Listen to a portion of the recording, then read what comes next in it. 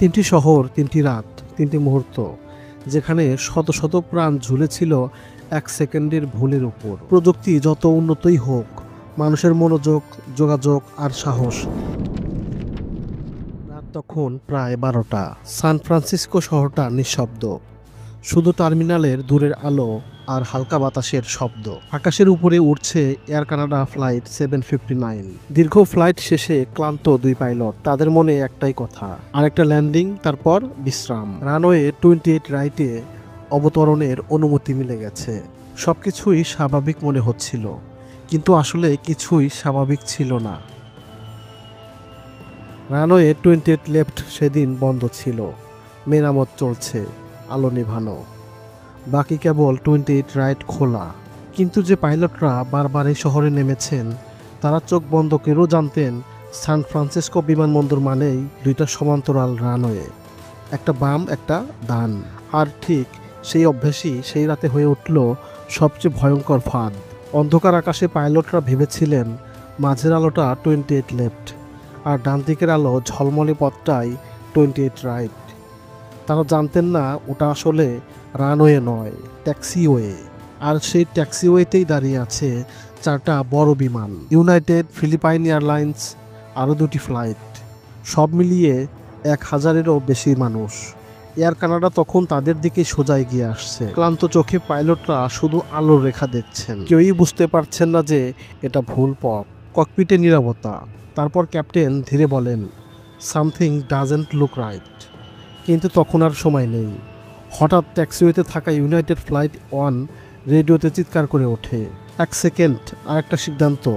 Captain হঠাৎ নাক টেনে তোলেন উপরে। বিমানের নিচে জল জল করছে অন্য 4টা প্লেনের লাইট। মাত্র কয়েক মিটার দূরে একটি ভয়ঙ্কর বিপর্যয় এড়ানো গেল অল্পের জন্য। পরে জানা যায় রানওয়ে বন্ধ থাকার নোটিশ ছিল নটামে, কিন্তু এত তথ্যের ভিড়ে সেই এক লাইন চোখ এড়িয়ে গিয়েছিল। তদন্ত শেষে নতুন নিয়ম হলো, সান ফ্রান্সিসকোতে আর কখনো ভিজুয়াল অ্যাপ্রোচ দেওয়া হবে না যখন পাশের রানওয়ে বন্ধ থাকে, এবং রাতে শিফটে থাকবে অন্তত 2 জন কন্ট্রোলার। 1 সেকেন্ডের ভুল 1000 জীবনের ভাগ্য বদলে দিয়েছিল। 13 জানুয়ারি 2023, নিউ ইয়র্কের জন এফ কেনেডি বিমানবন্দর। ঠান্ডা রাত, হালকা কুয়াশা। রানওয়েতে 4 লেফটে প্রস্তুত ডেল্টা ফ্লাইট 9043, আর ট্যাক্সিওয়ে ধরে এগোচ্ছে আমেরিকান এয়ারলাইন্স 106। কন্ট্রোলার নির্দেশ দেয়, ট্যাক্সি ভায়া ব্রাভো দেন কিলো। কিন্তু পাইলটরা ভুল শুনে নেয়, বা হয়তো অভ্যাসবশে ভাবে, হ্যাঁ এভাবেই তো আমরা সবসময় যাই। তারা মোড় না নিয়ে সোজা এগিয়ে যায় জুলিয়েট ধরে, সরাসরি সেই রানওয়েতে যেখান থেকে ডেল্টা তখনই টেক অফ নিচ্ছে। দুটি বিমান, একটি মাটি থেকে ছুটে উঠছে, অন্যটি ভুল করে তার সামনে চলে এসেছে। নিরাপত্তা টাওয়ারের কন্ট্রোলার হঠাৎ বুঝতে পারেন ভয়ানক ভুলটা। তার চিৎকার ভেসে আসে রেডিওতে, delta stop, stop. Delta flight সাথে সাথে থেমে যায়। মাত্র 1000 ফুট দূরে সংঘর্ষ এড়ানো সম্ভব হয়। একটা ছোট্ট ভুল বোঝাবুঝি, একটা ভুল দিক। আরও 1 মিনিট দেরি হলে আজ হয়তো সেই রাতের নাম লেখা থাকতো ইতিহাসের ভয়াবহতম দুর্ঘটনার তালিকায়। এই ঘটনাটিকে বলা হয় ক্যাটাগরি বি, অর্থাৎ সংঘর্ষ এড়ানো গেছে অল্পের জন্য, কিন্তু এটা ছিল এক বড় সতর্কবার্তা আমেরিকার বিমান চলাচল ব্যবস্থার জন্য। ফেডেক্স ও সাউথওয়েস্ট, কুয়াশার ভিতর মৃত্যুপুরী। ভোরবেলা অস্টিন বিমানবন্দর, টেক্সাস। ঘন কুয়াশায় ঢাকা পুরো শহর। আকাশের উপরে দেখা যায় শুধু মেঘের সাদা স্তর। কুয়াশার উপরে ভাসছে ফেডেক্স ফ্লাইট 4032, একটা বোয়িং 767 কার্গো প্লেন। তারা নামছে ক্যাটাগরি 3 অটো ল্যান্ড অ্যাপ্রোচে, পুরোপুরি যন্ত্র নির্ভর অবতরণ। একই সময়ে রানওয়ে 18 লেফটে দাঁড়িয়ে আছে সাউথওয়েস্ট 708। টেক অফের অনুমতি পেয়েছে ঠিক তখনই। টাওয়ার ভাবে 3 মাইল দূরে আছে ফেডেক্স, সময় যথেষ্ট। তারা সাউথওয়েস্টকে বলে ক্লিয়ার ফর টেক অফ। কিন্তু সময় বয়ে যায়, ফেডেক্স দ্রুত নামছে, আর সাউথওয়েস্ট তখনও স্থির। দূরত্ব কমে আসছে, 2 মাইল, 1 মাইল।